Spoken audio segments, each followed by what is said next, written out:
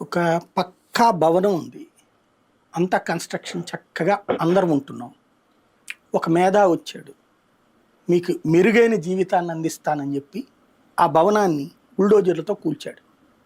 చివరన ఆ కూలిన ఇవి ఉంటాయి కదా, పగిలినటువంటిది, దాని కింద ఉండండి మీరు, దాని కింద ఉంటే మీకు అద్భుతంగా ఉంటుంది అని చెప్పాడు అనమాట. ఏది ఆ కూల్చిన తర్వాత అలా పడిపోతాయి కదా, వాటి కింద ఉండండి, మీ జీవితం బాగుంటుంది. మీకు మామూలుగా అట్లా పెద్ద బిల్డింగ్ అయ్యేటప్పటికి నడువులు నొప్పులు వస్తున్నాయి, ఒళ్ళు నొప్పులు వస్తున్నాయి.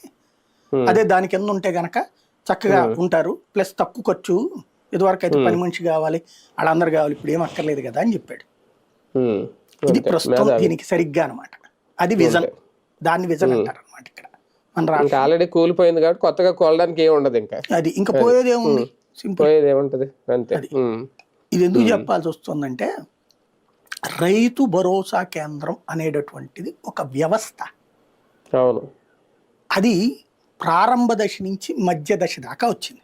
ప్రారంభ దశ పెట్టారు, ఓ మనిషిని పెట్టారు, వాళ్ళు విత్తనాలకు సంబంధించి స్లిప్ ఇచ్చేవాళ్ళు, ఎరువులకు సంబంధించి స్లిప్ ఇచ్చేవాళ్ళు, షాపులో వాళ్ళందరి దగ్గర అవి ఉండి తీసుకెళ్తే ఇచ్చేసేవాళ్ళు.